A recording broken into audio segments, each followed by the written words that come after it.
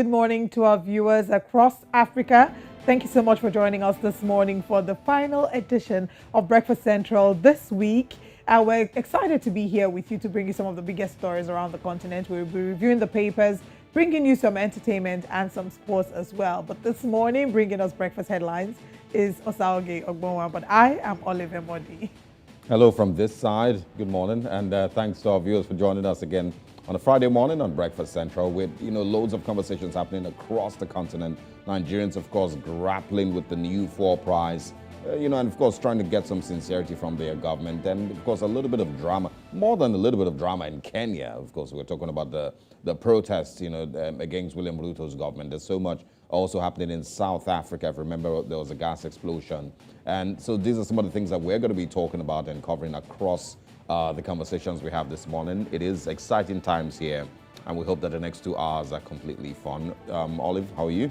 Absolutely excited. I'm really hoping the next 2 hours will be fun and that the front pages of the newspapers have some form of pleasant news to deliver. It just seems that the past few days have been some reports of doom and gloom here and there. In Nigeria, for example, will be the conversation about the fuel scarcity and how Nigerians have been nervous about what the future holds, especially the nearest future in terms of an increase in the cost of petrol and invariably an increase in the cost of living. But I'm sure we'll get into this shortly. But first, let's share with you what our top stories are. This morning, we'll talk about the anti-tax protest in Kenya. The good news is that it's starting to subside. We'll be looking into this shortly.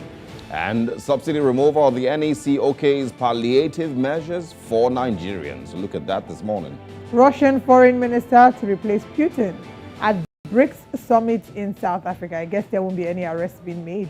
And families hold mass in honor of a late Cherubim Okende in the Democratic Republic of Congo. And in the world of sports, Kenya knocked out of the contention following Spain loss. These and more on Breakfast Central.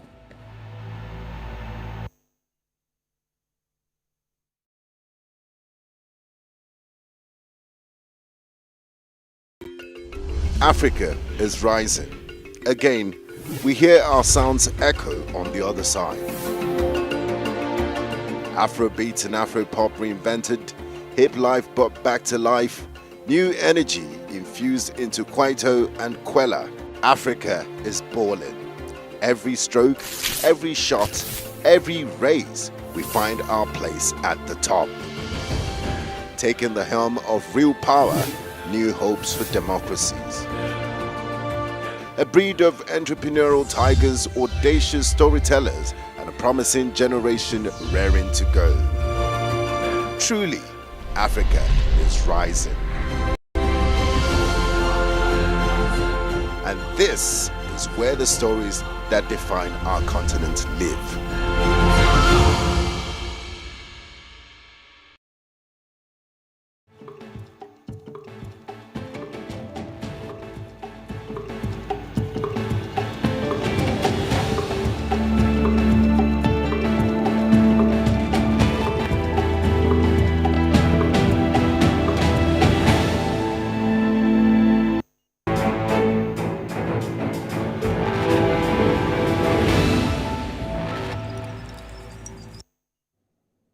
Now on Breakfast Headlines, President Tinubu's ministerial list has allegedly been submitted to the Nigerian Senate. The development is coming on the 54th day of President Tinubu in office. The list was earlier reported to have been subjected to the scrutiny of the Department of State Services, DSS, and the Economic and Financial Crimes Commission, EFCC.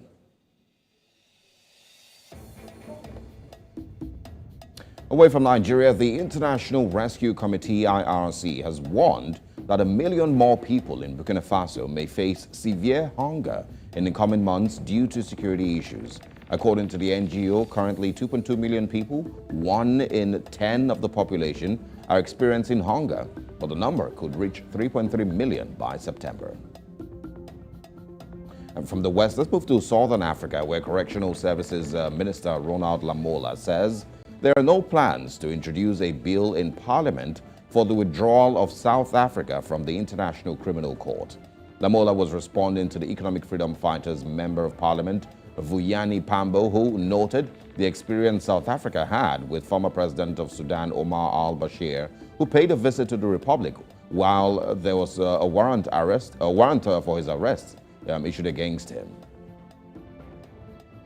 And still talking of South Africa and the BRICS, ahead of the upcoming BRICS summit in Johannesburg, Russian President Vladimir Putin has decided against attending in person as he won't want to jeopardize the talks.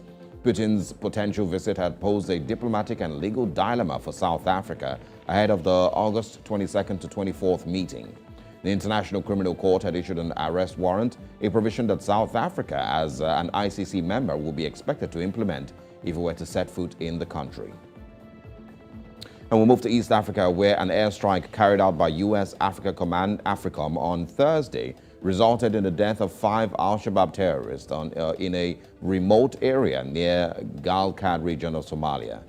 The AFRICOM said in a statement that the airstrike was in support of Somali National Armed Forces engaged by terrorist organization and was conducted at the request of the federal government of Somalia.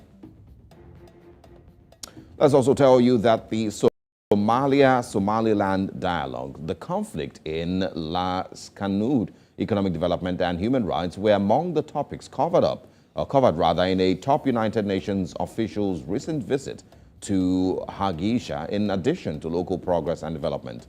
In addition to meeting with Somaliland's leadership, Secretary General's Special Representative for Somalia, Catriona Liang, also met with representatives of the local civil society organizations and visited a UN support group and its training center. We talked about the future of Somalia-Somaliland dialogue and the commitment the President gave to engage in those discussions constructively. I urged the importance of a ceasefire to enable dialogue and eventual resumption of peaceful negotiations to find a way through. From those various discussions, I saw a committed team who clearly have the best interests of Somaliland at heart and are trying to develop this. I praise civil society organisations for the amazing work they're doing in support of marginalised groups, whether that's youth or women, and I committed to lend the UN's full support to that work. Still on breakfast headlines, Kenyans have largely ignored a call by the opposition to boost anti-government protests on Thursday, although isolated clashes flared in the capital between police and stone-throwing demonstrators. Police fired tear gas and live rounds in Kibera, Nairobi's biggest slum, as protesters threw back projectiles on the second day of 3 days of anti-government protests called by the opposition. We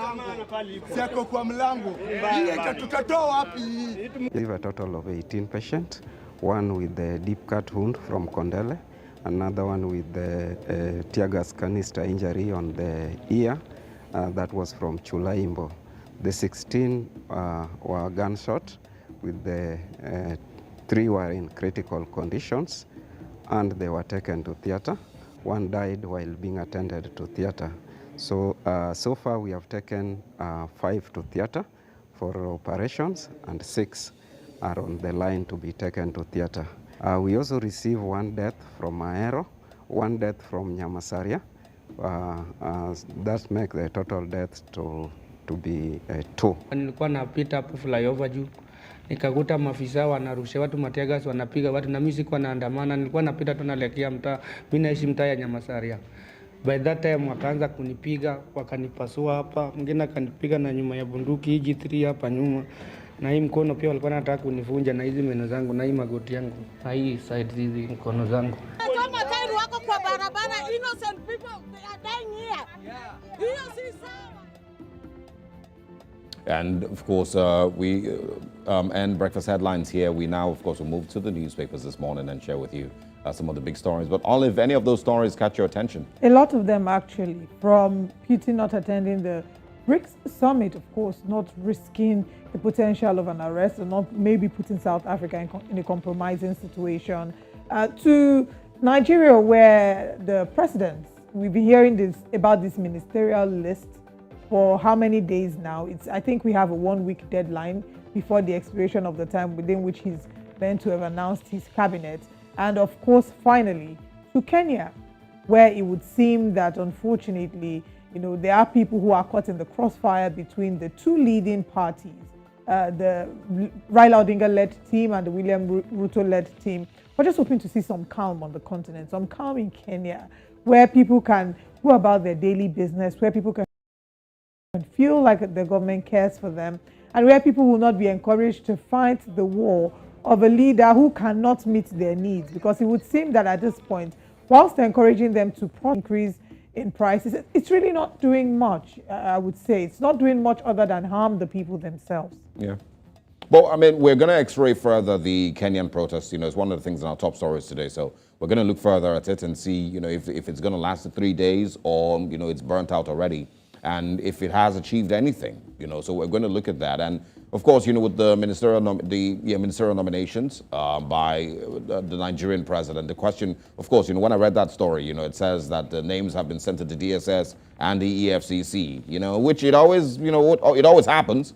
But it doesn't stop, us finding out a couple of months or years later that one person had one thing in their closet, somehow, some way. If you remember the Pantami issue a couple of, years ago, I think.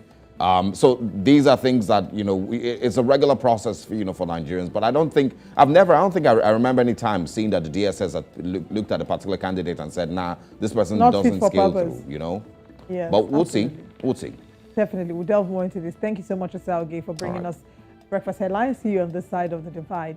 But now let's go into the papers and review them to see what the front pages are saying around the continent.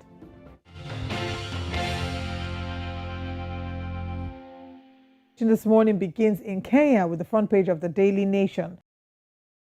On the front page, there is an exclusive interview. It says, Raila down with bad flu. Sounding frail on an exclusive call with the nation yesterday and appearing to breathe with slight difficulty, Azimio leader says he's on the road to full recovery after his no-show during anti-government protest on Wednesday and yesterday, and vows more protests against oppressive Ruto administration on pages 4 and 5. He says, and I quote, I want to tell Kenyans that Baba is doing well. I was very sick from a terrible flu that left me bedridden and under the care of my doctor. But I am feeling much better now and I am confident I will be back on my feet soon. He says, I'll not allow your sabotage. President William Ruto says, I will not allow your sabotage.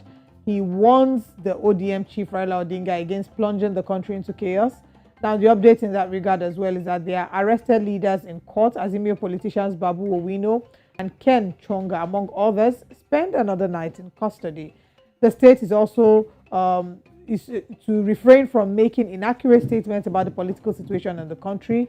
According to CS Alfred Mutua, he tells the envoys. The state, of course, is having their conversation with the diplomats. And we're seeing here, stop the Uhuru insults. Kikuyu elders want president's allies to stop attacks on the former head of state and his family, and they'll talk him out of supporting Azimio.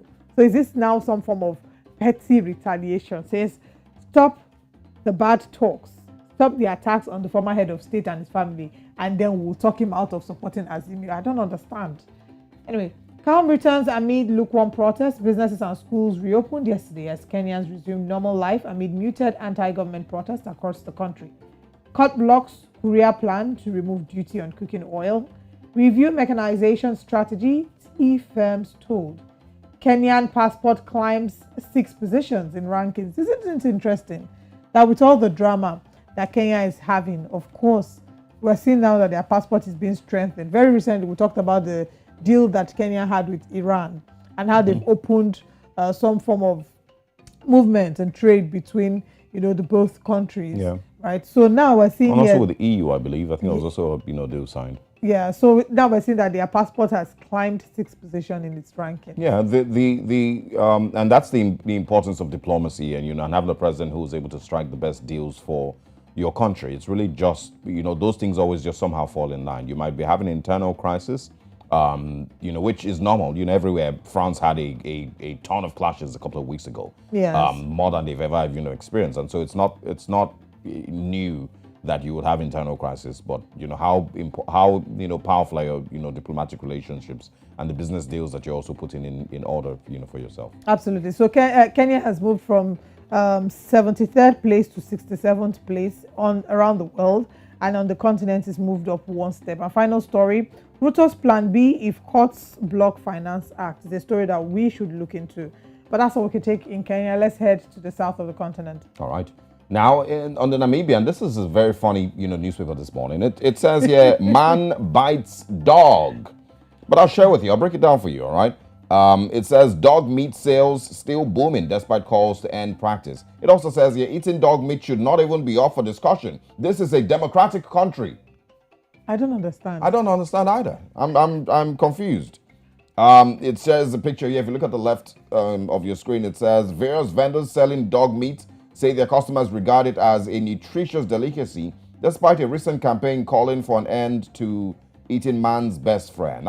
I don't get the stereotype, that has made dogs, not to be eaten. Why shouldn't anyone? So I mean, help if anyone can break it down for me. And this is not defending the people of Akwa Ibom, who eat dog as a delicacy, 404. But there is something behind the idea of eating dog that, why do people fight against it? Well, people fight against it because in the West, right, there has become a culture of nurturing dogs as part of your family members. You would see people who say, oh, we've married for 5 years, we have 3 children and 2 dogs. Why? So they now consider dogs as part of their family. Okay, so this tradition has then trickled down. So what about the people who do not consider dogs in that way and see it as meat also? Because there are people who have chickens as pets. Right. There are people who have. I once had pets. a pet chicken. Her name was Snow White. I'm not even being funny. There are people who also worship, cattle. So I mean, why exactly is the dog the one? And the most annoying part that if you look at these dogs, even in the circles where dogs are eating, there are certain dogs that would also not be killed. They're the ones that are seen as cute little Chihuahua. Not even the Chihuahuas. Now the Lekki dogs, the ones that are popularly called Snow in Lekki, Lagos. Those hairy ones. They probably wouldn't eat those ones, but they'll eat the local dog, bingo. The bingo, the ekuke, But the question that I have is, what exactly makes it safe from eating? So, I mean, I don't have all the answers, but it would seem that at the end of the day, what has happened is we've imbibed a culture, a Western culture, right? People, I don't know if I don't know the history of man and dogs, but I know that in the West there's a fondness that humans and dogs have, that's really what and that's and then that has now in a way. In fact, there are pages that celebrate dogs. We don't have a lot of that for chickens and other animals. So now it's like there's a culture that has been inherited or imbibed in other parts of the world as to why dogs are man's best friend and dogs are more loyal than humans. They shouldn't stop anyone from eating it. If you chose to make it a pet, there are different parts of the world that it's not a pet. Also this one, just a few stories. 37 teachers and pupils take their lives in 2022. Sad story. Oof, that's sad. Ekanjo never consulted swap over anti-gay bills. That's again I'll be speaking. And these are the stories on the Namibian. Let's quickly go to Nigeria and see what's on the Punch. All right, the Punch newspaper this morning talks of subsidy. It says, government's plan cash transfers to poor households, dump Buhari's list, states to compile new social registers, governors to spend FAAC allocations on scheme, Tinubu approves infrastructure fund, NEC adopts gas-powered vehicle for states. Jam Saga, Soludo sends Mesoma on 3-month psychotherapy. They should leave this girl alone. What is this one again? Osage. They've sent her for 3 months psychotherapy. The people who, I really don't want to share my thoughts, but it's just very unfortunate that the people who are the actual thieves and the actual fraudulent people allowed to continue working and to continue, just. I think they're just riding on the wave of our popularity at this point. That's what it is. Well, I don't understand what this is. I don't think anybody in the whole of Anambra. All the internet fraudsters they've caught, how many of them have they sent to psychotherapy? Oh, wow. The main fraudsters who are the helm of affairs, wearing corporate outfits and expensive outfits, nothing is being done to them. Well, once again, I think they're just riding on the wave of our popularity currently. And bullying her, it would seem. Yeah. Anyway, ignore statement announcing oral rights, tells residents. PSC promotes cop assaulted by Sheung Kuti, 14,053 others. Ooh, Sheung Kuti would not like that. APC crisis, NWC members oppose Ganduje, tip North Central for chair. Military destroys 23 illegal refineries and arrests 60 oil thieves.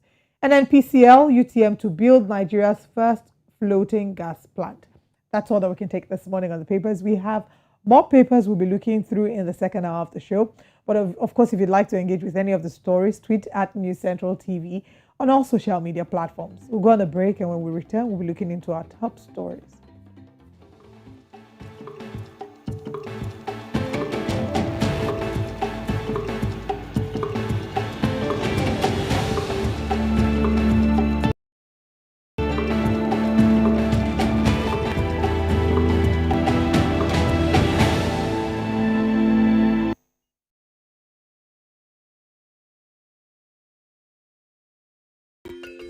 Africa is rising. Again, we hear our sounds echo on the other side. Afrobeat and Afropop reinvented, hip life brought back to life, new energy infused into Kwaito and Kwela. Africa is balling. Every stroke, every shot, every raise, we find our place at the top. Taking the helm of real power, new hopes for democracies. A breed of entrepreneurial tigers, audacious storytellers, and a promising generation raring to go. Truly, Africa is rising. And this is where the stories that define our continent live.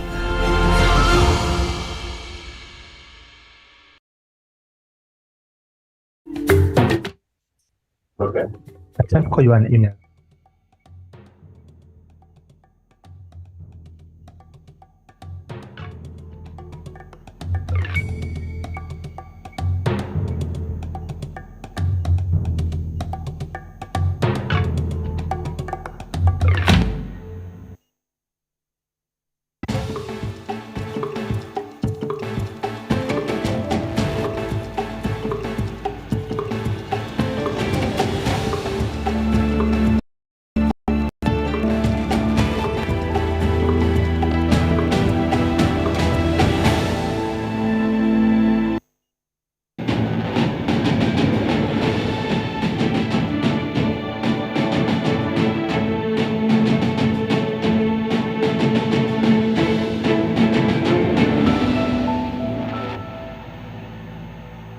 Welcome back to Breakfast Central. Now, every Friday on the show, we take you through happenings across Eastern and Southern Africa. And we'll begin today with Southern Africa. We have Tebogo Mukoto, who, of course, makes a brief return after a brief hiatus. He's currently in Moscow. Good morning, Tebogo. And how is Moscow this morning?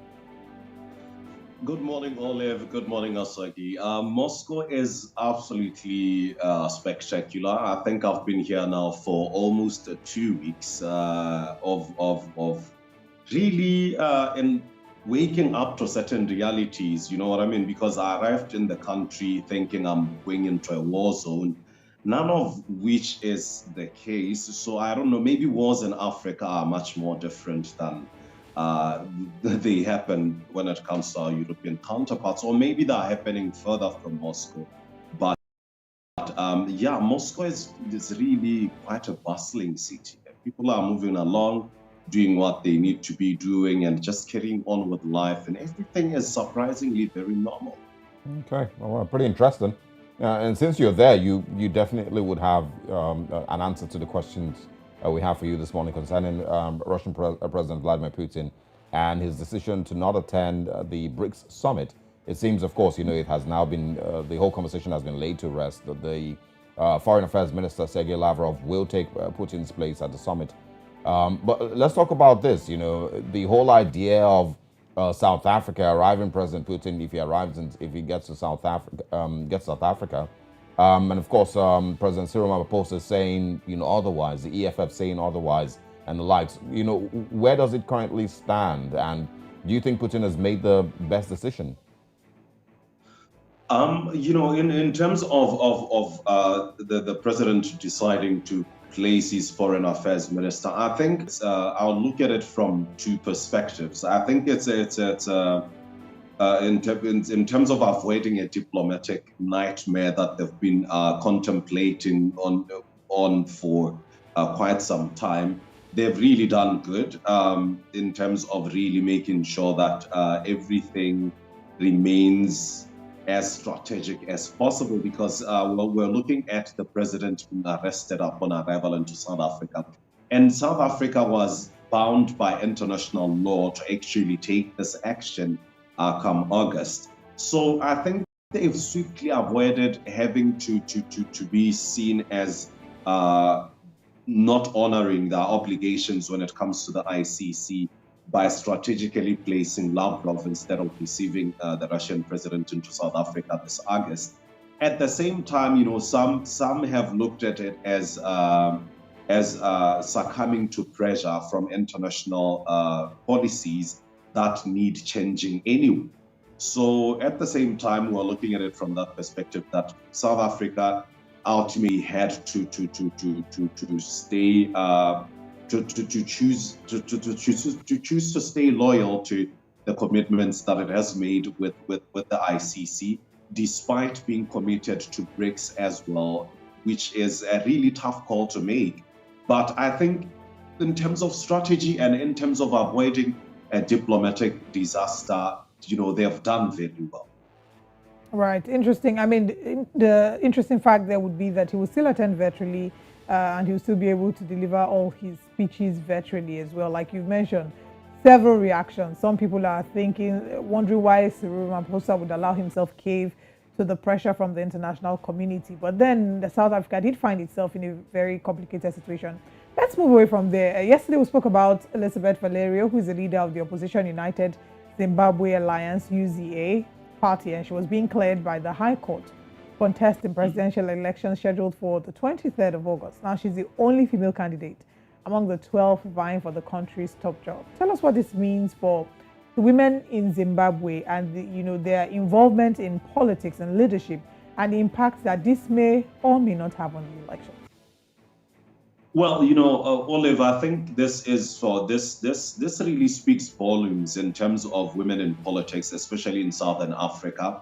You'll understand that it's been quite a tumultuous road for a lot of them, including in Botswana as well, which I've looked at very closely, with some resigning from the BDP as well, drawing closer to the elections. Now, with Valerio in Zimbabwe, it's a big win. The court ultimately acceded to her appeal, making her the only female presidential candidate in Zimbabwe's upcoming election. Now, a lot of issues, of course, surrounded payment that was required from presidential elections being late and her papers not being submitted on time.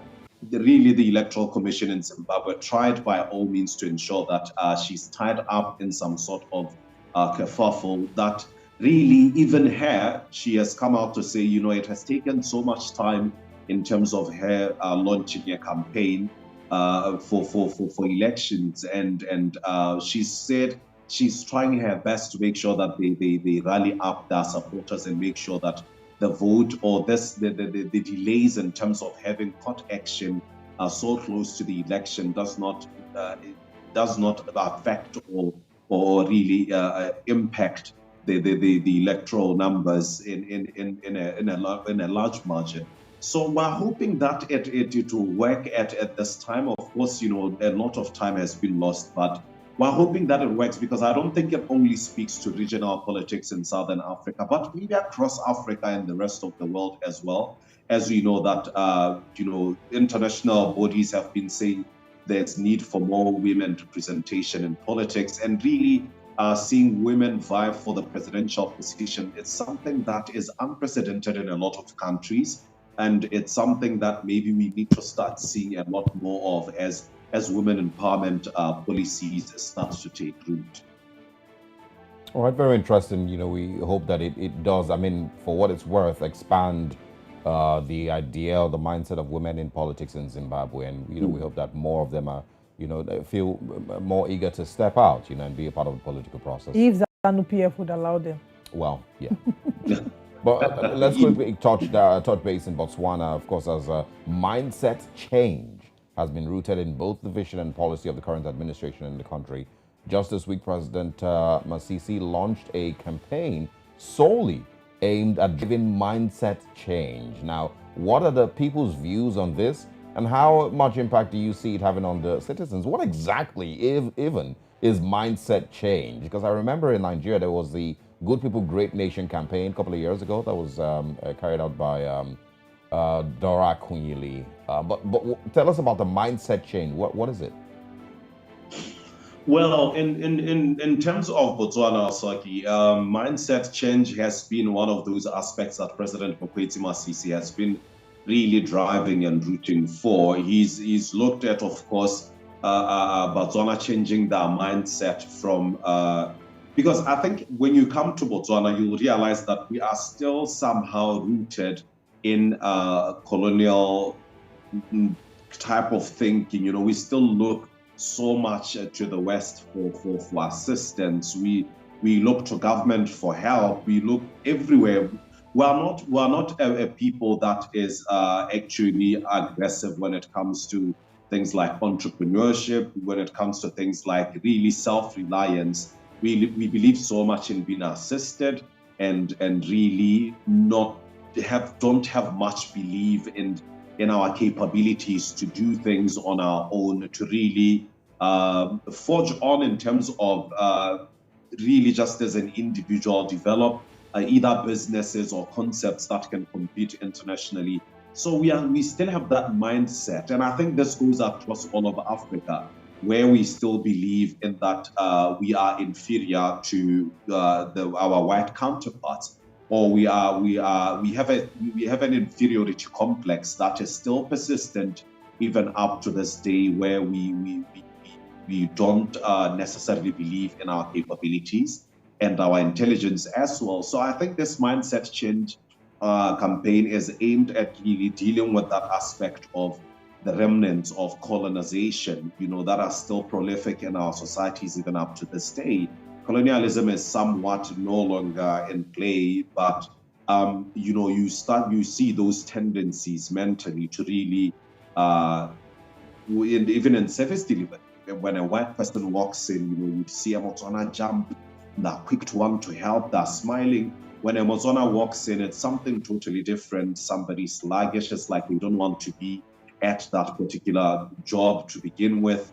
So it just shows the mindset in terms of us and how we view ourselves currently. And this is something that has really affected Botswana so much. Even in terms of the entertainment industry, you'd find that we value talent from outside the country. In cases of, you know, a talent from South Africa, for example, can get paid 500,000 kuda, and then you'd have an artist from Botswana being paid 15,000, for example, you know, which shows the disparity in terms of the mindset, even in official, in offices where Botswana just don't value themselves in any way that counts in terms of driving the economy. So, you know, these are aspects of it. It's a bit more intricate, but these are aspects of what the president wants to trying see to fix and trying to change. Yeah. Yes. It's very interesting, you know, and I'm hoping the mindset change also comes with, you know, a conscious effort to improve on the livelihood of the average Botswana citizen. Thanks a lot, Tebogo, for joining us, and we hope that you continue to enjoy Moscow. If you can, stop by in Kiev and say hi to you know, Ukrainians over there. Good morning to you again. I will see if that's a possibility. If it's possible, I'll make sure to cross over to you guys one way or another. All right. Okay. Stay safe. All right. And have a Now, good one. let's move away from the southern part of the continent. Go to the east this morning. Darren Bartlett joins us. Good morning, Darren. Good to see you. Morning. How are you doing? I enjoy this conversation on a mindset change because it looks like Africa is just one country. We have the same here. Very Absolutely. interesting. I wonder if there'll be that mindset change in Kenya. Anyway, this mindset change, I don't even know. Let's get into the conversations this morning. The Maandamano protests that has continued into the second week, just as promised by Azimio La Umoja leader Raila Odinga. Now, this comes despite President Ruto's warning over the weekend that there'll be no protests. So, give us an update on the situation. Will there possibly be some form of a mindset change? Is this protest looking likely to end? We are seeing that some shops have started to open, but what's the update to the protest? Well, as you all know, Raila Odinga announced the Mandamano protest, and he said that they will be happening from Wednesday to Friday every single week. Those are 3 days in a week, leaving business communities and other people who want to actually participate in economic activities just 2 days in a week. That is unlucky. If you're unlucky that you don't work on Saturday and Friday, that means you only work Monday and Tuesday, and then Wednesday, Thursday, Friday is dedicated to protests that have been mostly violent most of the time here. Now, yes, Wednesday, the protest resumed. There were people on the streets. 6 people were pronounced dead as a result of the protests. There was property damaged. In fact, some roads were damaged, and there's been an announcement actually yesterday night that so further damage that has been caused on the road is worth 200 million Kenyan shillings. Yesterday, still the same. So it's been happening. The difference is that it has been happening are not as hard as it was the other week. This week it has been in different places, sprouting in different areas and different pockets here and there.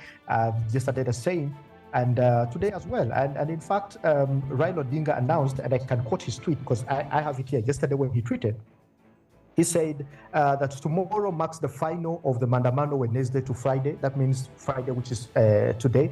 And he says this week, says Zakayo Lazima Ashuke. So what Zakayo Lazima Ashuke simply means is that Zakayo is the man, you know, in the Bible, the shade guy who was on the tree.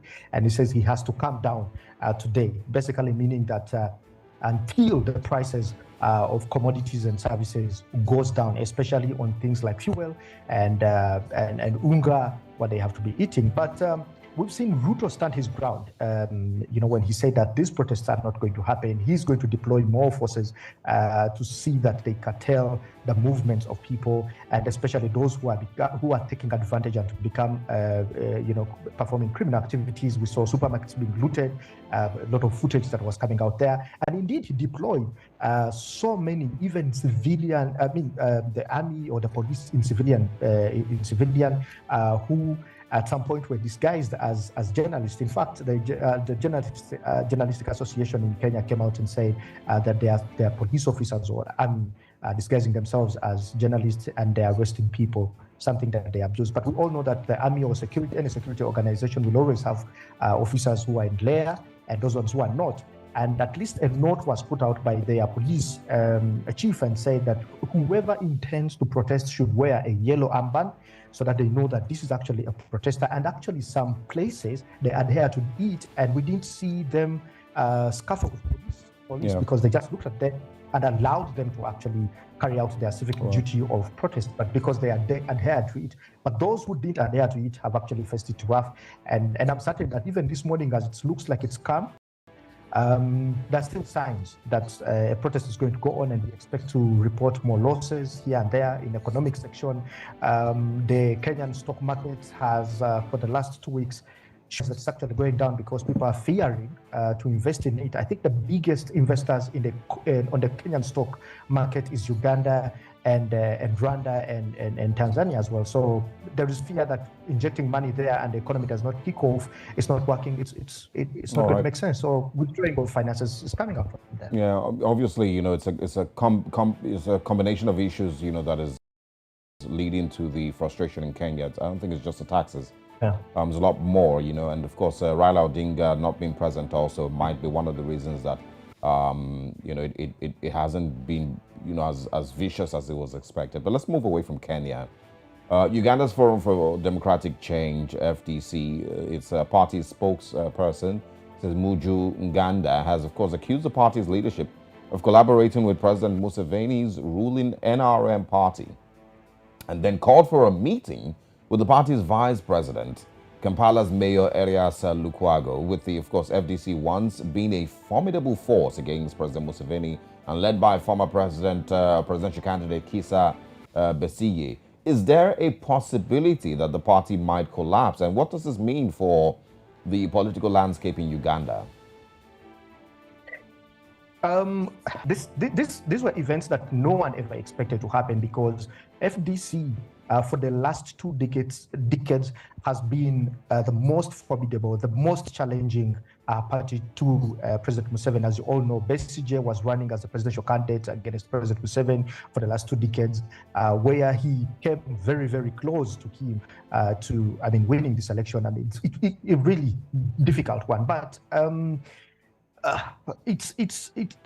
the allegations that Semoju raises here, who is the party spokesman, the very vocal gentleman here, he says that there is money that was received, and the party secretary general received this money, and he tried to, he actually gave it to Kizza Besigye. He acknowledges it, but he never disclosed the source of this money until yesterday, when he actually said that I'm a businessman, so I withdrew it from my account and facilitate and gave it to the party presidents. And it's become a very difficult position whereby they track back the statements of the president when he said that by 2026 there will be no opposition party in Uganda. And is this what it actually means? So we see a party that has been so strong at once, had the majority of MPs in parliament, is now collapsing into two.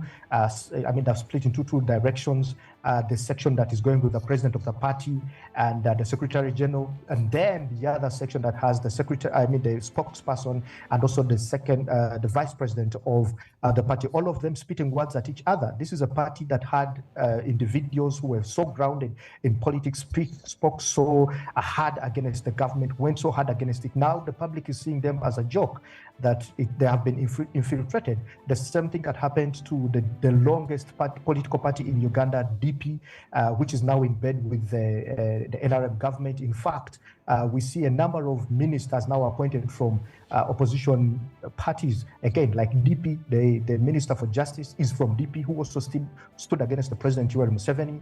We saw a party, the second longest, the second oldest party in the country, UPC, which is Uganda People's Congress, which was actually the party that helped Uganda attain independence, also is in bed with the National Resistance Movement Party of Museveni's government, and they have ministers in it. The area we are talking about, we saw interesting products. Today's Speaker of Parliament and the Deputy came from FDC. Today's IGG, the Inspector of Government, came from FDC. So we've seen a trend whereby the ruling government has actually gotten people from the FDC and turned them into ministers. Is this the final blow into the party? Most likely, yes, because when you speak to the spokesperson of FDC, he says, I don't care any other party that I joined as long as it's against the president. That is already a sign that he could actually join Bobi Wine's a party, or he goes independent as an individual. But yeah, I can comfortably say that if the party does not resolve this issue of money received from allegedly the president, that's it. That's a really, really, interesting development, and of course, turn of events. People, might even argue that a lot of times, because I'm sure everyone knows this, a lot of times in politics and democracies across Africa, the incumbent government tries in every single way to break down the opposition, and it starts by planting moles here and there, to eventually create cracks. But maybe that's not what's happening here. Darren, would have to wrap up here. Thank you very much for sharing insights on these stories. We hope that there's calm in Kenya, and we will love to speak with you again as quickly as possible. Have a great weekend. I will. Enjoy the weekend as well. Yeah. All right. We, of course, will continue to share these stories with you in here on Breakfast Central and across the country. In Central Africa, families, friends, and supporters of the opposition politician Cherubim Okende gathered at the Notre Dame du Congo Cathedral in Kinshasa to hold a mass in honor of the deceased. Now, this is coming a week after the body of the presidential candidate in the forthcoming presidential election was found lifeless in his car in what was alleged to be a political assassination. News Central's Adeshewa reports. The presidential election in the Democratic Republic of Congo is set to hold in December, but the electoral process has been complicated by security issues and unending political tensions. In what has been described as a rare occurrence and public political assassination, an opposition politician, Cherubim Okende, was found a bullet riddled in his car on a main avenue in Kinshasa. His family say he was heading to an appointment at the Constitutional Court. J'étais avec lui le samedi au mariage de sa fille. Le samedi, on a dansé. Le lundi, on a parlé qu'on va se voir au bureau. Le jeudi matin, on me réveille avec un appel pour confirmer s'il est décédé. C'était...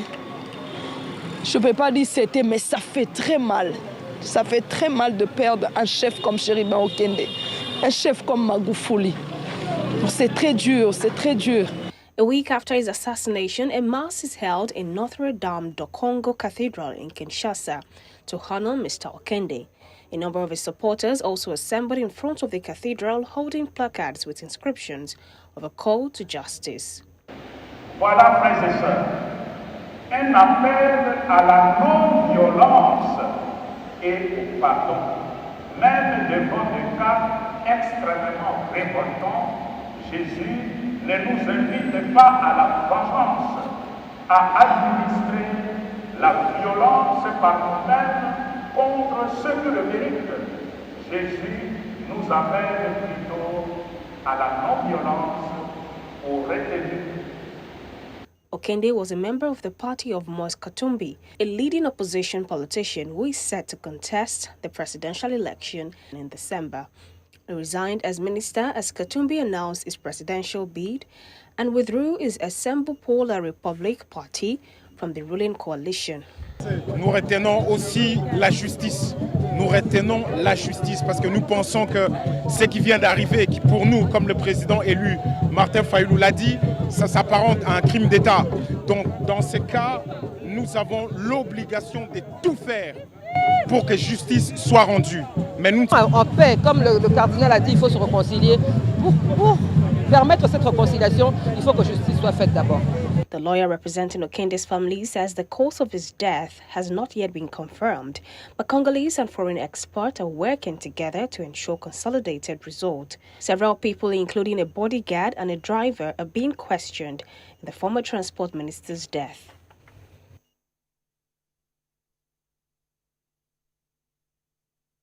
Very, very sad story there. And it's not, of course, new to have political assassinations, but, you know, it's 2023, so you'd expect that these things will, you know, be seemingly extinct, you know, but, you know, here we are. Anyway, that's all for politics for now. Let's get into the world of sports and share with you some of the major, you know, conversations going on over there.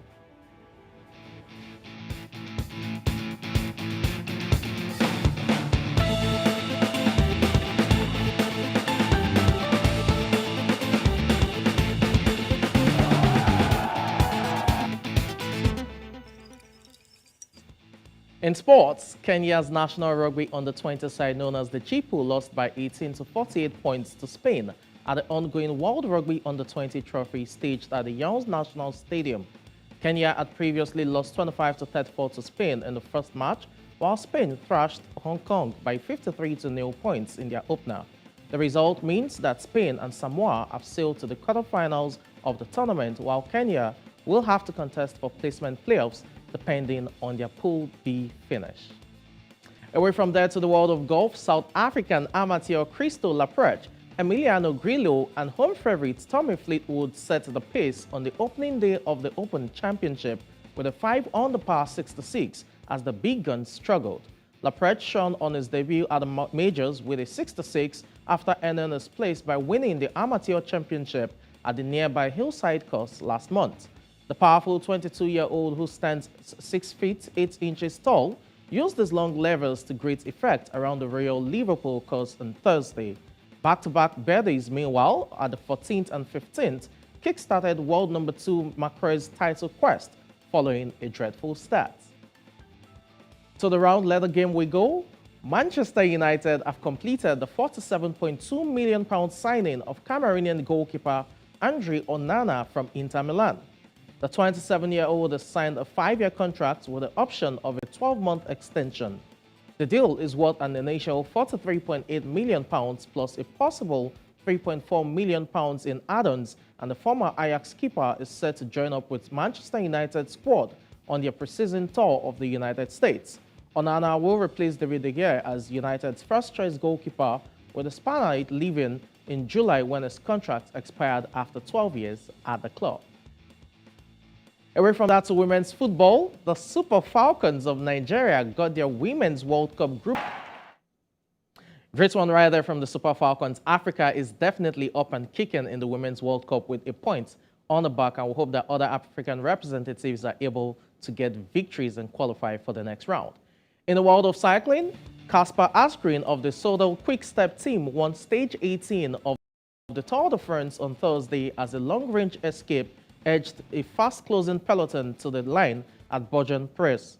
Now, as the Tour returned to the flat terrain, a four-man group crossed the line just meters ahead of the elite sprinters, while Jonas Vingegaard retained a 7 minutes 35 seconds lead at the overall top standings.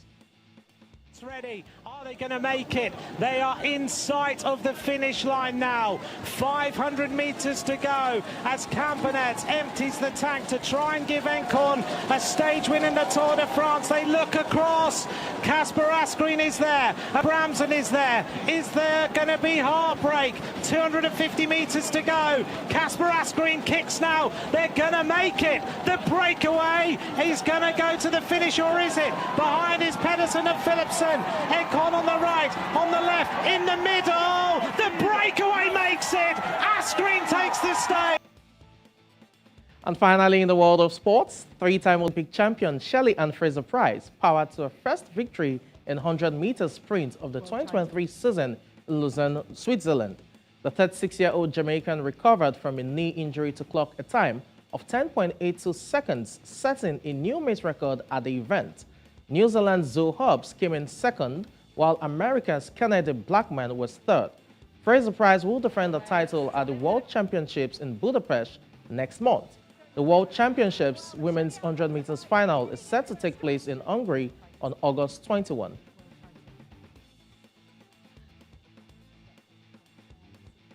And that's it in the world of sports. I'm Samson Olede. It's back to you, Vasarage and Uli. Thank you very much, Samson, for bringing us sports updates. Congratulations to Asgreen. Yes. It was wonderful to watch. We look forward to seeing more records like that being made. And maybe I'll start out my own career in cycling here in Lagos Central. We'll go on a quick break. When we come back, there's more to go here on Breakfast Central.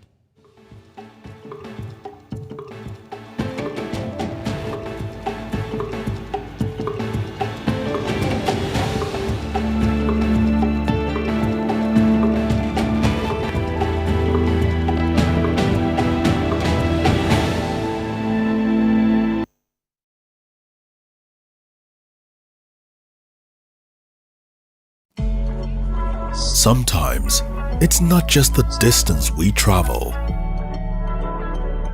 It's the gaps we close.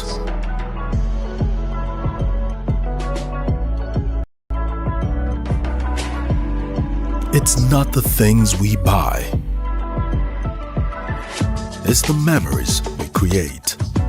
Sometimes, it's beyond the places we go. It's the connections we make. Not just the things we taste. It's the taste of things to come. And it's never a question of if, but when. Because life is always just a bit better with American Express. Introducing the Access Bank American Express Gold Card and the Metal Platinum Card, now available through Access Bank.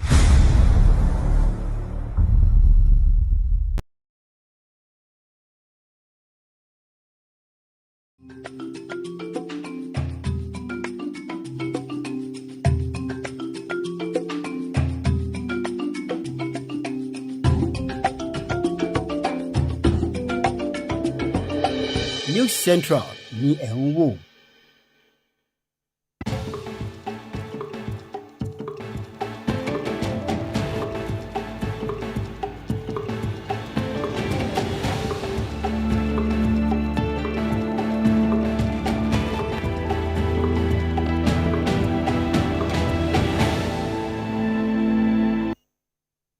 Thank you for joining us here on Breakfast Central. If you're just tuned in, it's been quite a conversation so far, so let's take you through a quick recap.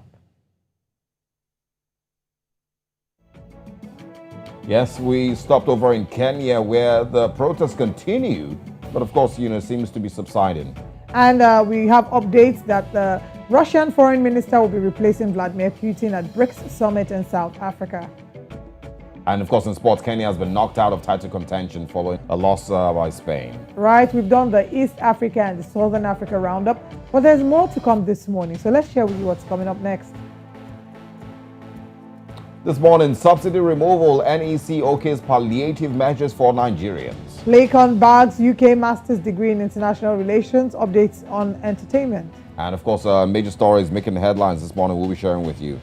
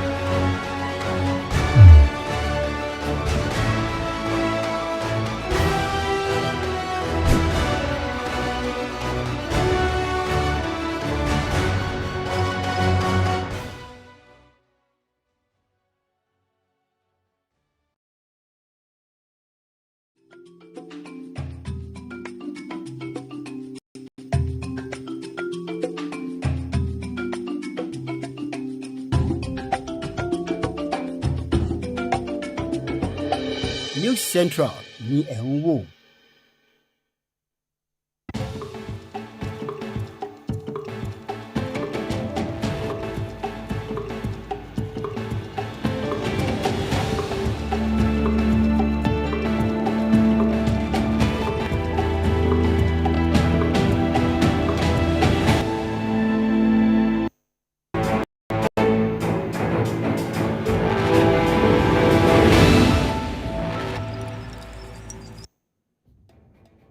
Good morning and welcome to Breakfast Headlines on News Central Television with me, Blessings Mosugu.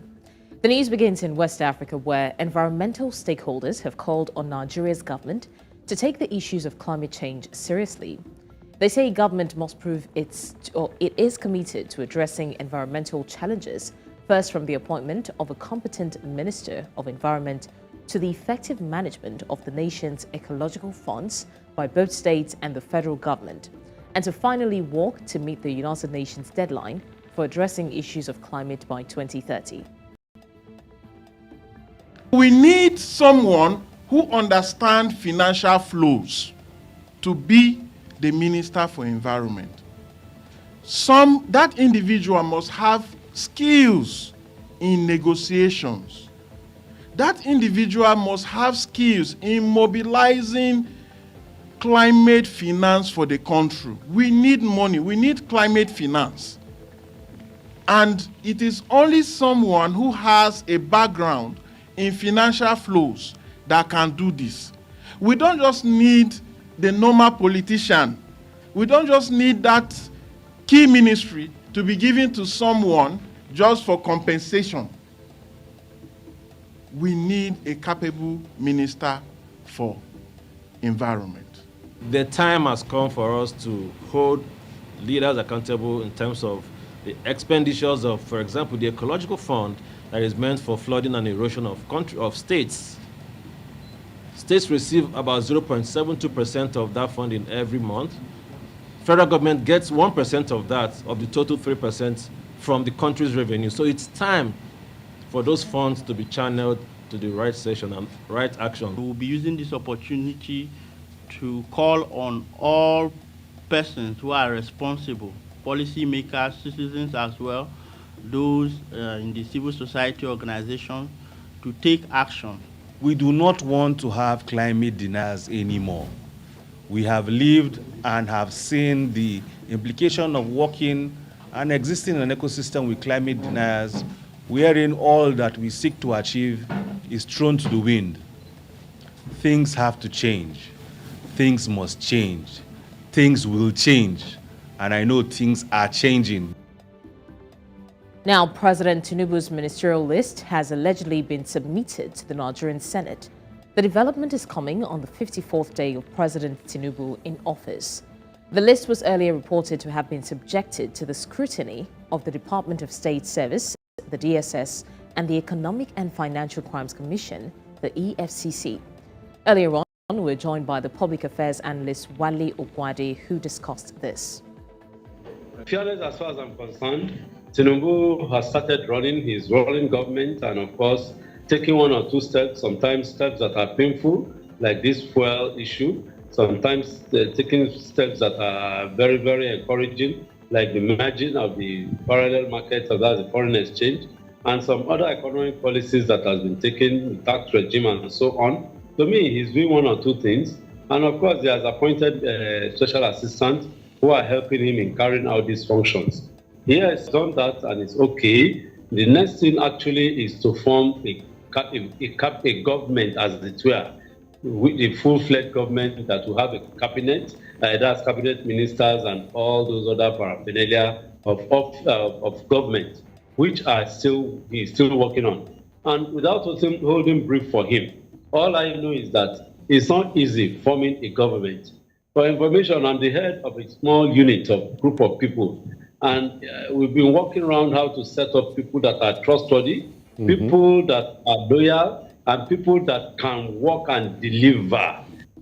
Liberia's Election Commission published a preliminary list of candidates for October's legislative election, with women accounting for only 15% of nominees, despite effort by a 30% quota. The National Elections Commission, NEC, announced only 159 of the 1,030 people nominated to the West African country's Senate and House of Representatives are women. Lawmakers last year passed a bill requiring political parties to include no more than 70% and no less than 30% of either gender on their candidates list. But President George Weah did not into law.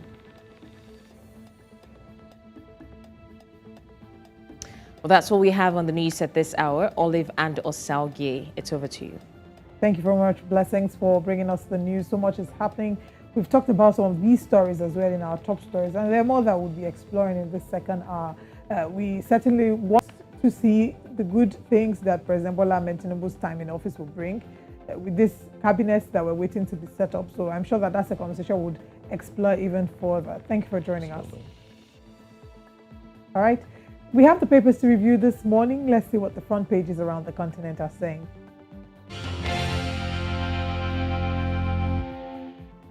All right, we're going to be starting this morning on the Guardian newspapers and see what the big story is here. It says, tears, complaints trail Nigeria's 304 billion naira capital flight to Mecca.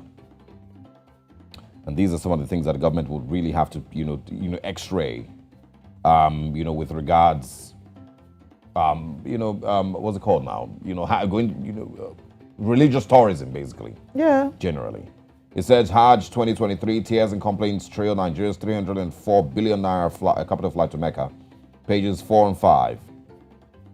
4-day-old survives as couple and children die from generator fumes in Anambra. Really pathetic story. And NEC jettisons Buhari's social register over integrity concerns. And bear in mind that the head of the National Economic Council, who's the vice president, was part of those who set up the social register during Buhari's time. He was, of course, and it was also sanctioned by, or it was rather also approved by the World Bank.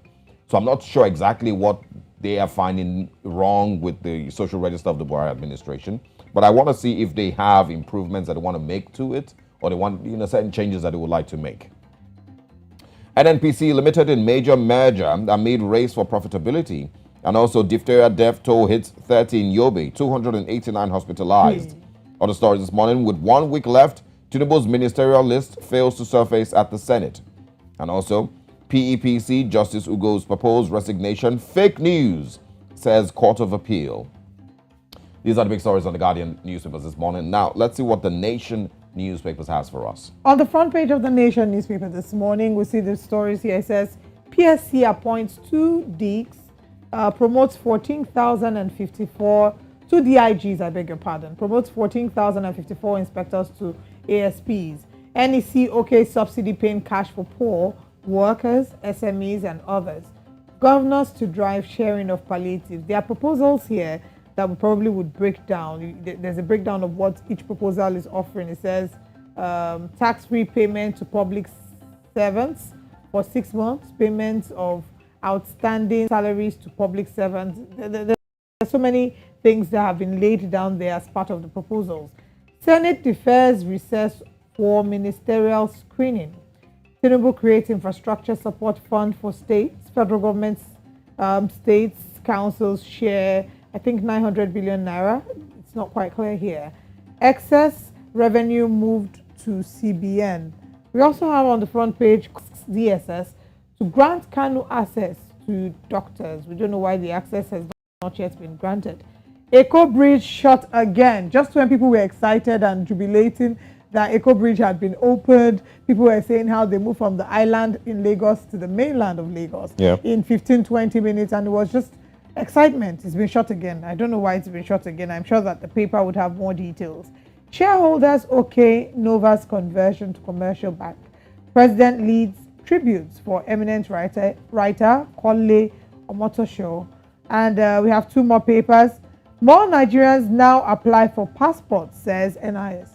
Is the reason far-fetched why they're applying for their passport? Absolutely not. Exactly. It's a pretty obvious reason. Very obvious. Dangote Cement buys back 41.2 billion naira shares.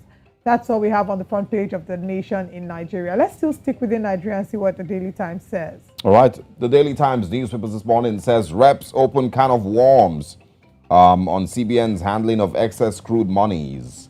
I look forward to the day in Nigeria's history when persons in charge of, agencies or MDAs, basically, even, like the NNPC and the Central Bank of Nigeria and the Nigerian Ports Authority and the Nigerian Customs Service and NIMASA and some of all these persons who, have allegedly been, maybe turned a blind eye to the corruption that has, stolen billions and billions and billions of naira from Nigeria. I look forward to the day, that some of these persons are made to actually face, have their day in court. And of course, the country itself is for once serious about its fight against corruption. I honestly look forward to that day. Because every now and then we have these statements by the House of Reps National Assembly, who, set up a committee that x-rays, corruption and one thing or the other. Look at the NDDC. Till date, nobody knows how much money has been stolen or how much money has been lost, if any, by the NDDC. Nobody has been questioned. Not one person has been made to answer these questions, as to the trillions of naira that have passed through the NDDC that cannot really be accounted for. There's so much that, so much questions need answers. And we will keep asking. The question is whether we're going to actually get an answer. That we're not sure. We'll keep asking. Governors suspect deep corruption in Buhari's social register cash transfer. Good morning. Good morning. And also, $155 million national mass metering program. Senate asks federal government to suspend TCN's unpatriotic World Bank tender. And also ministerial list, nothing yet from the presidency. Final story this morning, military in war mode, destroy new Boko Haram base, says Defense Headquarters. These are the big stories on the Daily Times newspapers this morning. I think we can quickly just go to Zimbabwe this morning and see what the Newsday has for us. All right. Zimbabwe, it's politics that's leading the conversation in Zimbabwe. It says Chamisa invades ZANU-PF hunting ground. Is it safe to say that the bushmeat has now caught the hunter? The opposition CCC says 80% of its leader Nelson Chamisa's campaign rallies will be held in the rural areas, which is traditionally viewed as a ZANU-PF stronghold. Interesting. We wonder how that will turn out for them. Kasukuwere lawyers consent to urgent hearing. Ponzi scheme fraudsters don't deserve bail on page 2. Unfortunately, this is not the position of the law. As much as, they're saying here that Ponzi scheme fraudsters don't deserve bail. is not about what they deserve. It's about what That's the what the law law provides. says, right? I know that it's even very ironic to think about how even somebody who has, who has committed murder and confessed to the committing of the murder is deserving of fair hearing in court. They're deserving of the day in court, and they're deserving of legal representation. Yeah. Right. So it's the intricacies that come with law, not just as a subject, as a course of study, but law in practicality. Well, that's all that we have on the front page of the Newsday newspapers in Zimbabwe and all the papers that were taken this morning. I would like you to engage with us on any of the stories and let us know your thoughts on Twitter at News Central TV, as well as on all social media platforms. Remember, we're also streaming live on YouTube at News Central TV. We have our top stories to look into this morning, so please stay with us.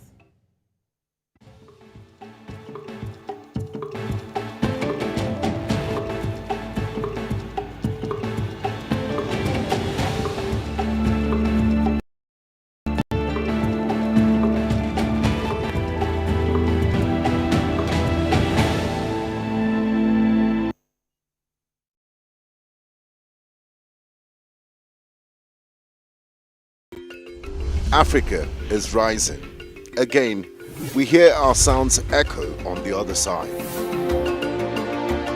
Afrobeat and Afropop reinvented, hip life brought back to life, new energy infused into Kwaito and Kwela.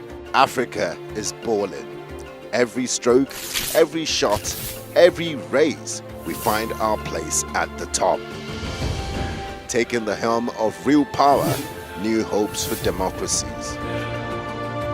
A breed of entrepreneurial tigers, audacious storytellers, and a promising generation raring to go. Truly, Africa is rising. And this is where the stories that define our continent live.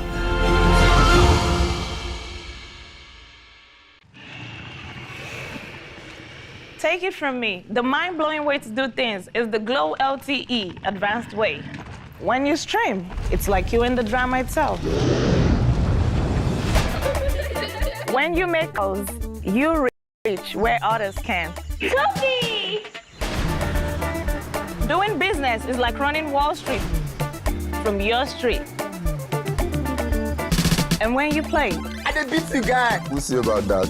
It's like traveling the world without moving an inch. Is that Toby in your room? You can download in the blink of an eye in 4K. Go. And when you go for your dreams, it's like running with the strength of 3 nations behind you. Glow LTE Advanced, the power of 3 data networks in one. Get a Glow SIM or dial *301#.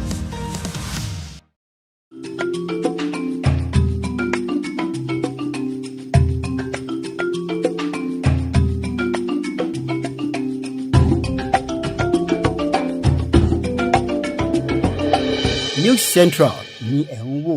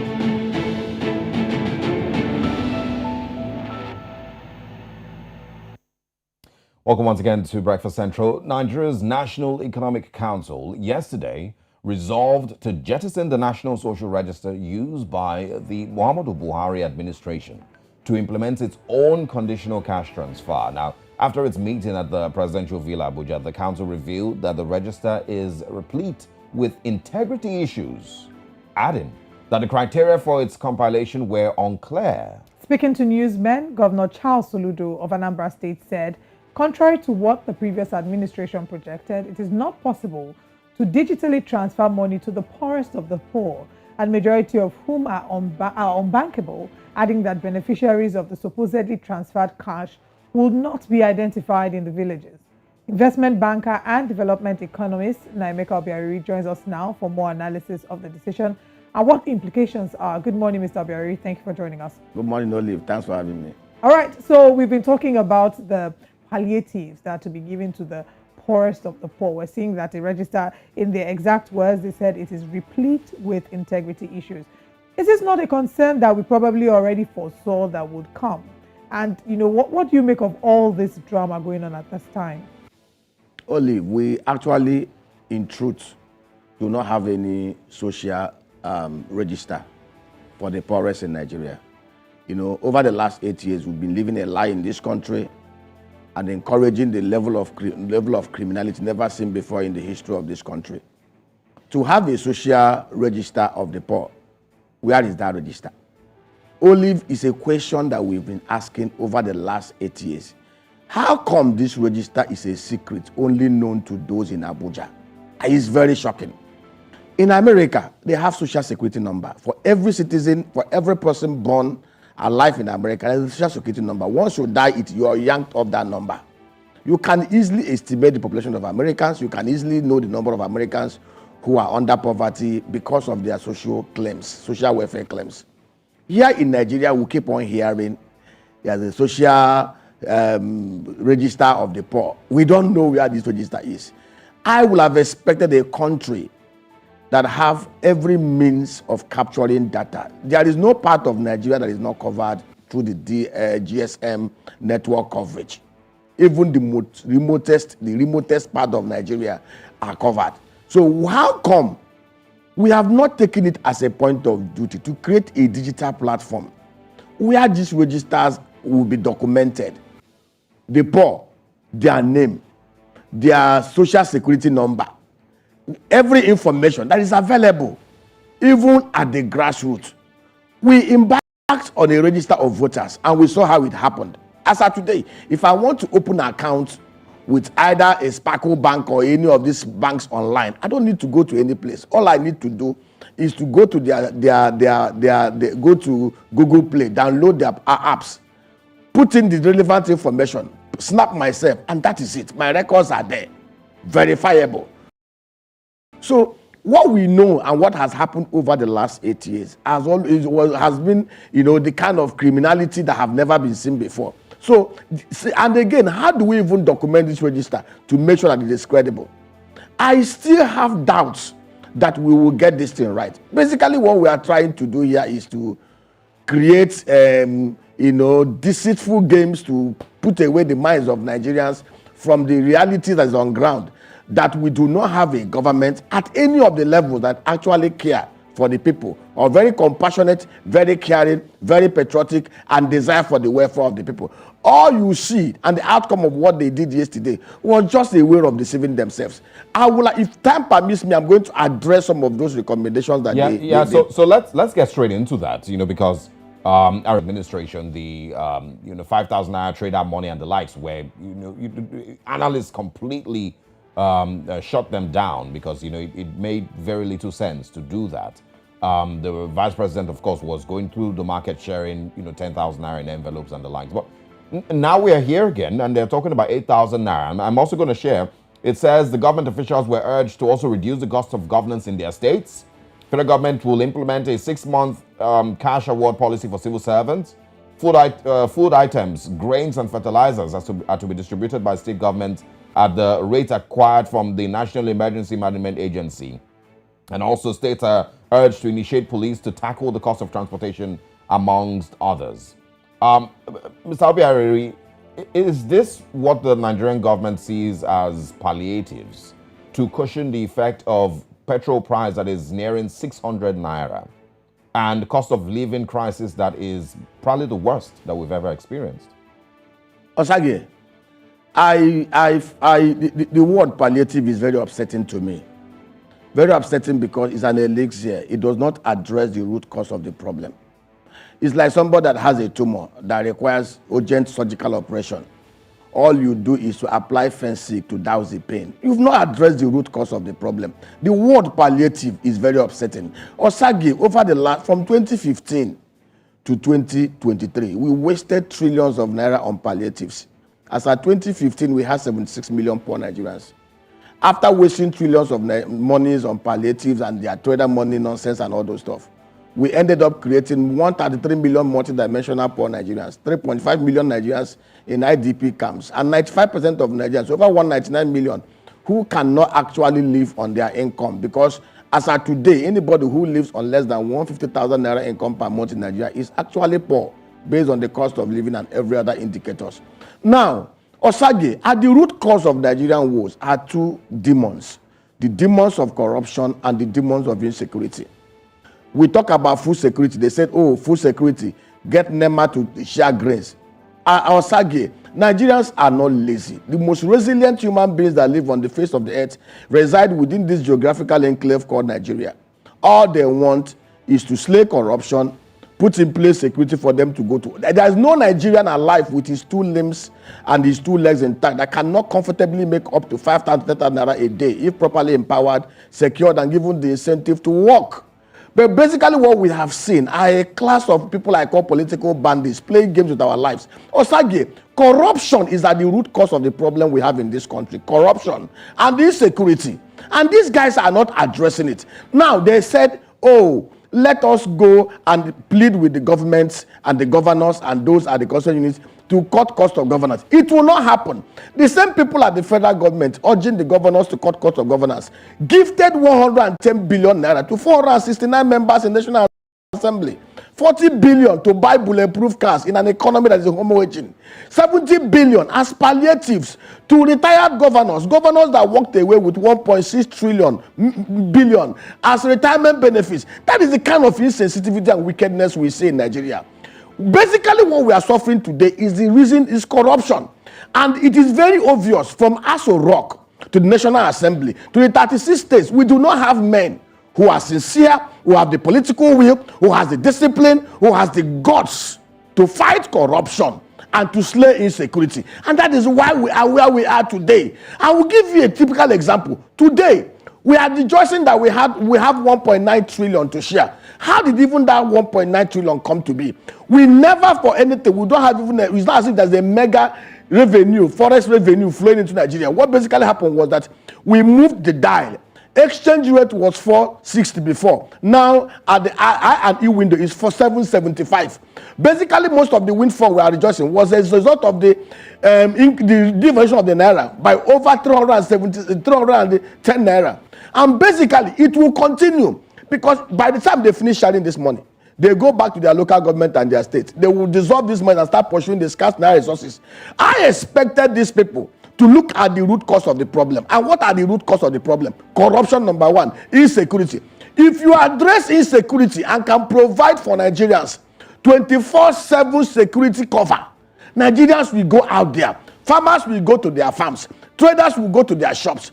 People that are in one form of service or jobs will do their jobs. Right. This country can actually produce what we eat and export not a $200 billion worth of commodities and services annually. When you have production in place and corruption destroyed at the national and subnational level, Nigeria can become a top 10 economy within the next 10 years. All right. But at the root cause is corruption and insecurity, and these guys are not addressing it. Mr. Biari, you're talking about the next 10 years. Right now, if we don't solve the immediate problems, number of people will not see the next 10 years because there is extreme hardship that is being inflicted, unfortunately, on the average Nigerian. You've talked about the social register that lacked integrity. You said it actually didn't exist, even though they are claiming that there was a social register that lacked integrity that provided for about 61 million vulnerable Nigerians.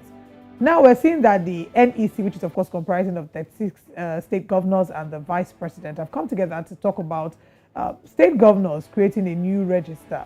They being the ones to run with creating this new register that would aid the cash transfers to the vulnerable. And their plan, and I'm going to read quotes this from the Punch newspaper. Their plan says that the idea is that as much as we're also particular about ameliorating the pains of our people immediately, a lot of sustainable measures are being put in place, and it's our hope that within now and the next 6 months, those sustainable measures would have begun to be visible, and then we can begin to taper down on these cash awards. Do you maybe think that these plans in the next 6 months will be able to effect some change? Do you trust that these governors can cause a change within the next 6 months like they plan to? Olive, I have zero trust on whatever comes out from those in power. Olive, they've never matched their tongue or talks and tongues with their actions. I will bet you, I will bet anything. Drop? You said what? What about when the list of ministers drops? The list, see, let me tell you, it's not, even if you like, go and employ angels and make them ministers. If we do not overhaul the constitutional, physical, and socio-economic framework of Nigeria, those angels will join the current collective band of political bandits to destroy this country. Let us face fact, and that fact is what we must address. There is also something, the problem with these people that purport to governance, they do not think through their actions. Most of them are not creative. Because before you even embark on any action, you need to sit down and calculate the cost. As of today, there are many companies that will go under because of this hasty devaluation, without first of all sitting down to count costs. Olive, before this measure, before these policy measures, are you aware? Go to the banks and ask them. As of today, there are over $15 to $20 billion unpaid letter of credit by companies in Nigeria, small companies, medium companies, large companies, that unpaid LCs that were opened when Naira was at 460.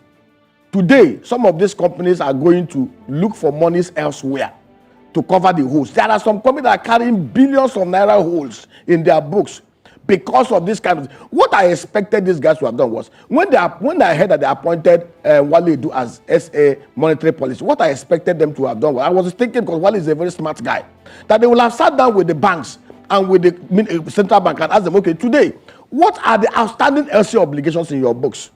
Let us pack them aside and, okay, draw a line and arrange on how we can clear those obligations and have a fresh start. Today, many companies are endangered. Many companies are going to go down over the next 3 months. Mark it somewhere.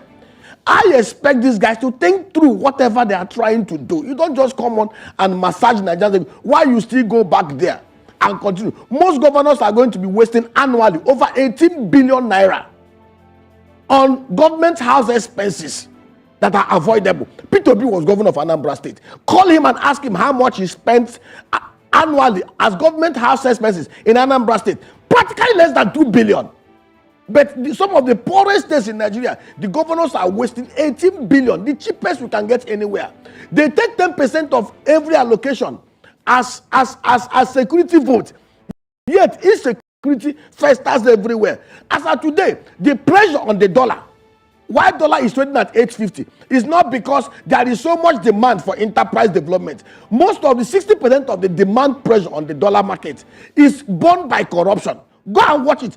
After they have shared this 900 billion, 900 billion, watch what will happen over the next 2 or 3 weeks. Naira may even hit 1,000 faster than we even imagined it, because they are going to use, there is no institutional mechanism in place. There is no physical structure in place to fight corruption. All the institutions of the state that were designed to act as check valves have been compromised or destroyed. At the state level, the members of the state assemblies have actually become the active houseboys of the governors. They cannot checkmate them. So basically what we are running here is a dictatorship in the guise of democracy. If we want to fix Nigeria, for crying out loud, we must go back to the roots. Between 1960 to 1966, this country moved. Despite the fact that we were crying that was corruption then, the level of corruption we have today is monstrous compared to what we had then.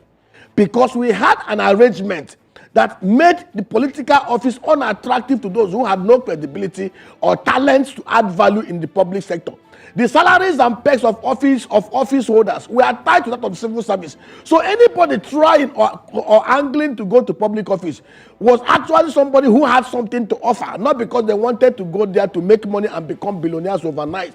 That was why then we had the richest man in Africa, Sir Louis Odimegwu Ojukwu, as a member of the parliament. So if we want to fix this land, I pray and I beg Bola Tinubu and the 36 governors and National Assembly members and National Assembly members to go back to the constitutional basis, bring back the 1960 constitution, flesh it up, amend it, and fix this country so that Nigeria can breathe. If we do not tackle the foundational issues of Nigeria, which is corruption and insecurity, and which is dovetailed back to the constitutional and physical deformities in this land, I bet you by 2024 December, we will have 199 million Nigerians gasping for breath. Mr. Berry, so I would like, it would have been really, really nice if we had, a person from the government, maybe from the NEC, maybe, representative, come and, defend and explain further. Maybe we're just not seeing it the right way. I'm not sure. But, there's also meant to be auditing. There's an Auditor General's office. Is it, are we going to look at this as business as usual with the fact that this 500 billion or 900 billion we're talking about now and the way that it is used would never really be properly audited and would never really be able to see and beat our chests as Nigerians and say, yes, the funds were used judiciously, and to those, even if, yes, a lot of people would agree that's a bad idea, but, there should still be some level of auditing. And then also, what would you describe as the thinking process for anyone who believes that 8,000 naira would be suitable to assist a family, a household, that of course has to buy petrol at 600 naira a litre? I mean, where does that kind of thinking emanate from? Osage, I'm an employer of labor and I have a staff that, most of my staff, some live in Ajah areas of Lagos, some live in the mainland, Okowonjo, and areas like Ogba. Transport costs has tripled. Somebody that was using 500 naira as transport fare from Ajah to Ikoyi, Lagos, today spends almost about 3,000 every day. So a staff on a salary of 100,000 as minimum basic actually spends 90% of his or her salaries on transport. And somebody's talking about 8,000. What will 8,000 actually 2 days transport? I'm not talking about a family. And these people are not trying to understand what is happening here. Basically, there's a total breakdown of trust and confidence between the governed and the rulers. And that is basically what we have today. And because you talked about auditing and all those stuff, let me tell you, Osage, every institutional framework of Nigeria, every institutional arrangement that have been put in place as checks and balances have been destroyed over the last 8 years. Have you bothered to ask yourself this question? Petrochemical plant LMA never worked under public sector. It was privatized by Obasanjo. Today, petrochemical plant LMA is working so efficiently and they are doing new trends. LNG is working so perfectly well because it's a PPP framework between the federal government of Nigeria and private sector investors. And there is corporate governance checks and valves there. How come the other areas that are under public corporations are not working? From NIMASA to MPA to customs to NMPC to the Ministry of Petroleum, everywhere is reeking of corruption because there is no checks, valves anywhere. They've totally destroyed everything that holds this country there. If we want to fix this land, we need to go back to the basics. Between 1960 to 1966, we had a constitutional, physical, governance, and economic framework that provided for checks and balances. And things worked, despite the complaints. That go and check. The golden era of this country was within those periods. If we want to fix this land, let me just say, I have zero trust. And of course, everything started from the front. Go look at what happened on February 25th and March 18th. 90% of those who purport to govern us were not elected. They rigged their way through. And when a man rigs his way through power, he has no incentive whatsoever to govern well and to do whatever that will make the people that he's supposed to be answerable to. So basically what we have today are men and women that grabbed power. By all means, grab and run. Therefore, there is no sensitivity on their part. let us see what we can do to win the trust of the masses, to win their love, to make lives better for them. To them, what they just did was to grab power for their own socio-economic benefit. That is why today we have over 117 accounts in the Nigerian banking industry, with only about 400,000, if you multiply the multiple accounts, that have up to 500,000 naira deposit inside it. Most Nigerians are bleeding. If you walk through the streets, sometimes I begin to wonder if these guys live within Nigeria. If you are somebody who is very compassionate, who is very in tune with your people, even in the hinterland, you is kind of volume of course you get every day. People are suffering and bleeding. And we need to beg these guys, have a human. And interestingly, most of us are either Muslims or Christians. We are either Muslims or Christians. Friday we will run to mosque. Sunday we will run to church. And again, the religious leaders are supposed to be like a guide, reminding these people every day. If I am a pastor or I'm an imam, I will tell you, I will not allow any politician come into my church or mosque without reminding them Nigerians are suffering. Well, that's not the reality of, there's the Aso Rock Clinic, not the clinic now, the Aso Rock Chapel, and I'm sure that politicians will go in and out of church and mosque unhindered. But I want you to quickly wrap up with talking about the Nigerian Labour Congress. Joe Ajaero did make some statements. Not very many people were necessarily impressed with their stance so far. But if there is going to be an opposition voice, or at least a voice that speaks the minds of the average Nigerian who is going through hell currently, just surviving every single day, who would you expect that it would be? Do you still trust that the NLC would be able to voice these concerns? Osage, Joe Ajaero is an honorable man. He's somebody that I respect so much. But I can tell you, even Joe Ajaero is scared of his life. Most of the guys, activists in Nigeria today are scared because Joe Ajaero himself doesn't even know what may happen if he decides to go headlong.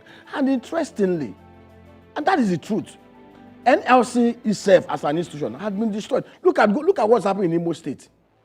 Imo State, I'll give you an example. Imo State today has become like the safe haven of bandits in the southeast. Imo State is the takeoff point of bandits destroying the whole of the southeast. Yet, the members of National Labour Congress there are not in sync with the national body. And it's what we have seen. Every institution, before NLC used to be NANS, MBA, they used to be like the watchdog. Today, every institution, self-regulatory agencies in Nigeria, most of them have been compromised and destroyed. People are scared and afraid of that. There are only very few men that can go out there and speak the truth the way I am saying it.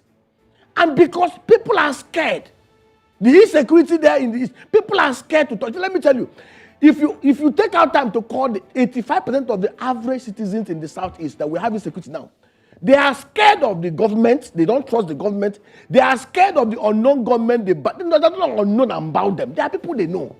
Because this guy, the people are, that's why somebody can stay in Finland, a bandit can stay in Finland and announce it at home for 1 week. And the people will be killed and maimed. Nothing happens. Government is not doing anything to deal with the root cause of the cancer. Have you ever seen a country where one man who is not a state actor gives orders? People are being killed every day. People are being forced at home and die in hunger and destitution. Yet the governments of the day, at the state level, at the federal level, are not doing anything to stop the menace. I, as Governor Sagi, wherever it is, will stop insecurity in 6 months. Right. Mr. Obiari, there's so many layers to this conversation. It's unfortunate that the people of Nigeria have to be the ones to suffer for some of these choices that have been timed or poor or lacking of integrity. But we will continue to have these conversations. Thank you very much for your time with us this morning. Thank you. All right. Let's share with you what's still to come this morning on Breakfast Central. This morning, Yemi Alade thrills fans in Canada. And of course, we share with you what our top story of the day is. Right after this break, we have entertainment with Sam Dandy.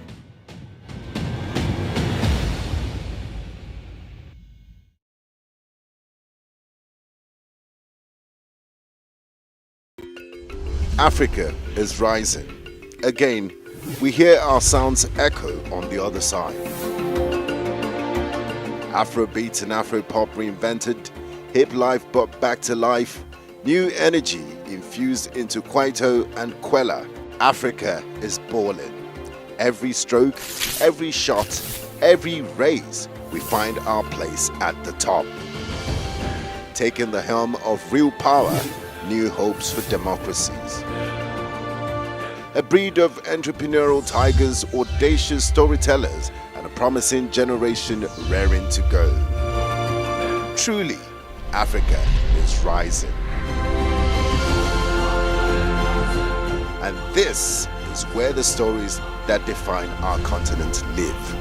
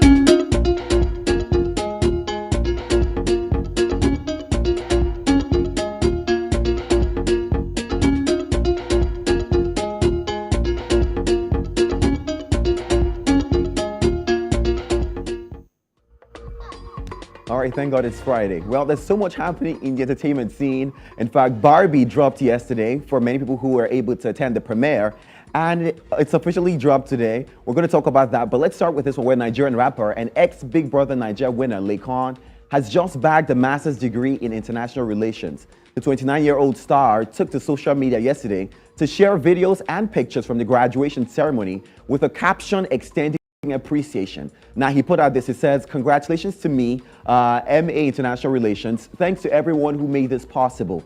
Forever grateful and excited for what's to come. Thanks to my lecturers, and I'm proud to be an alumni at Portsmouth Uni." And he put a couple of hashtags. Now, several fans have taken to celebrate Laycon for the new educational acquisition from a top England university. Now, he joins the growing list of Nigerian entertainers who have recently acquired educational qualifications. If you recall, DJ Cuppy bagged a second master's degree. All right, let's move from that one. Okay, let's watch this video.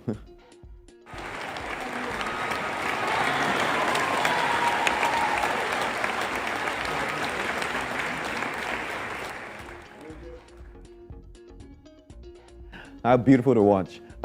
It's tour season at the moment, and several Afrobeat stars have taken to thrill fans in different stadiums, arenas across various parts of the world. Now, less than 24 hours ago, Yemi Alade took to the stage in Montreal, Canada, and gave fans an exceptional performance. In fact, videos circulating show the crowd vibing and singing along to the Nigerian singer, often called Mama Africa. Now, the multi-award winning star first announced the tour in May and has since hit the stage across the US and the UK, including New York, London, and now Canada. Let's watch this video.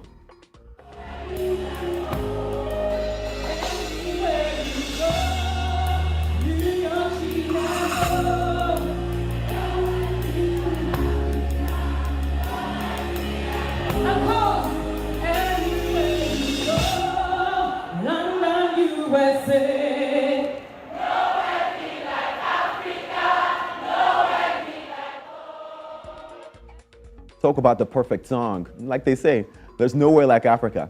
Now, Yemi has 12 more shows to go, including a heavy anticipated performance in Tanzania sometime in August. Now, with a catalog of about 8 music projects, the 34-year-old performer, known for her incredible use of different African languages and cultures through her music, is now taking the international scene with energetic performances on this tour. The Grammy-certified star left a note to her audience where she says, "The love in Montreal was more than my heart could fathom.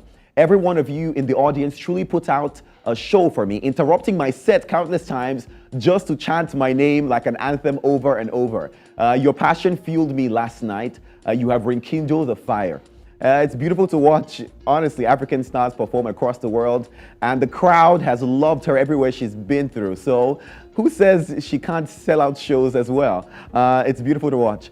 Finally, let's head to East Africa, where popular musician and dancer Nasib Abdul Isaac, popularly known as Diamond Platnumz, has reportedly spotted at Julius Nyerere International Airport kissing his signee, fellow musician Zuchu. Now, the alleged photo hit the internet yesterday, the 20th of July, as Diamond was set off for Canada for a show. Now, the two stars are believed to have been dating since December 2021, but kept it a secret. Although even till now, neither of them post romantic pictures together on their social media. In fact, many are now speculating marriage.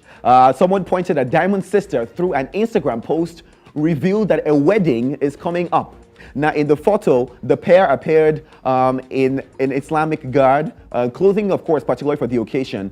Diamond had a kazu on and Zuchu had a hijab, because they're both, of course, believed to be Muslims. Honestly, until Diamond comes out to say it, what do we believe? But they've gotten quite close, quite cozy in music videos during setting performances as well. And I don't know why fans are still surprised. Maybe they're just waiting for them to come out and say, okay, we're officially dating. But they've never really openly said that, neither of them, or posted about it online. So we're still obsessed with their love. Anyhow, we see it. All right, now it's time to talk about Barbie. The entire world has anticipated for several months. Not only with the anticipation, there's also been heavy global advertising. Barbie has premiered in several countries across the world over the past few days. Just yesterday, Thursday the 20th, the Warner Brothers film premiered here in Lagos, Nigeria, and several of the country's big stars were there in pink on the purple carpet, representing Barbie and Ken. Let's watch this. Lagos, Nigeria, for the Barbie movie premiere. The amount of pink I have seen tonight, it is just breathtaking. From cutting candy to mess looks like mine is endless, and I love it. The Igbo Blondie of New Central is here to bring you your Barbie dreams, to keep it locked. I mean, it's Barbie season. You either go pink, blue, all the bright colors, or you go home. Okay. So today I came as Balloon Barbie to celebrate. It was pink, and I just decided to break the rules. I mean, rules are meant to be broken, right? My favorite Barbie movie is Barbie Mariposa. I watched it over and over again. I love Mariposa too. I had a Barbie doll I used to make like dresses for. I would make skirts for, and I feel like that was like my formative process, my formative season. And every time I think about Barbie, I'm excited because I feel like he played a major role in who I am today, so yeah. And then the elements of surprises behind. Oh, okay. A mixture of Barbie Ken and Street Fighter Ken. Okay. So yeah, just whichever it turns out to be, I'm gonna be that Ken. Okay.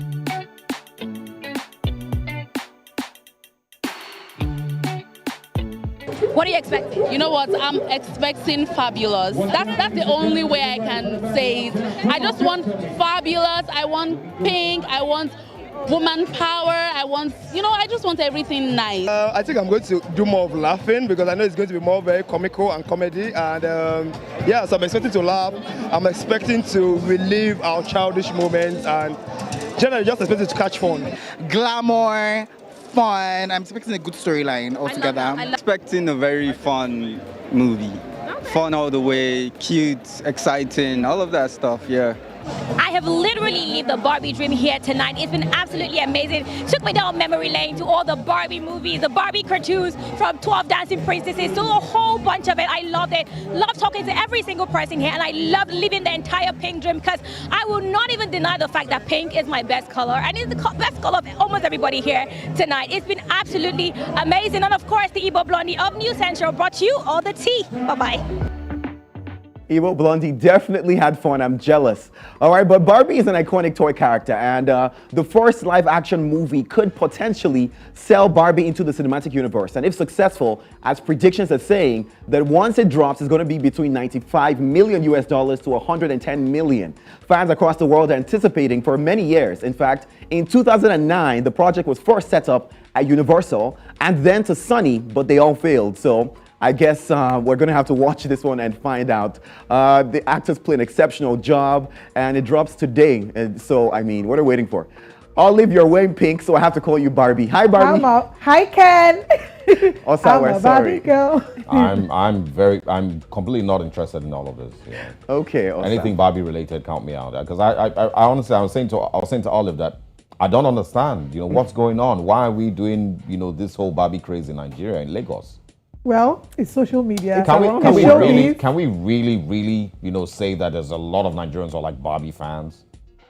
Well, I guess we are going to find out. My own is, the publicity has been wonderful, organic to some extent. Are you going to watch it? The film better be sweet. Are you going to see the movie? Well, let's see how it goes. Stop. All right. I saw Mission Impossible yesterday, though. That one I love. But fingers crossed. Thank you so much, Tam Dandy, for bringing us all the news. Bye, Ken. Dandy. Bye, Barbie. Bye, Sam Dandy. All right, let's share with you what's happening later today on News Central. Yes, 2 p.m. West African time, Fafanwa, Africa. And 5 p.m. West African time, we bring you the conversation. Much later, 10 p.m. West African time, Nigeria Tonight comes your way.